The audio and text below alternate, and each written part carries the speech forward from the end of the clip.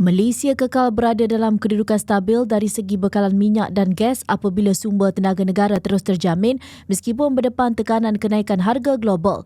Perdana Menteri Datuk Seri Anwar Ibrahim berkata ketika ini Malaysia adalah antara negara ASEAN yang terjamin bekalan minyak dan gasnya.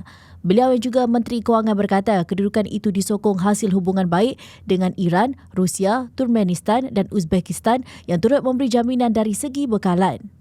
Beliau berkata demikian ketika berucap pada Majlis Perjumpaan Perdana Menteri bersama warga Kementerian Sumber Asli dan Kelestarian Alam NRESS di Putrajaya hari ini. Bagaimanapun katanya walaupun bekalan terjamin, peningkatan harga bahan api itu adalah cabaran utama yang perlu ditangani kerajaan.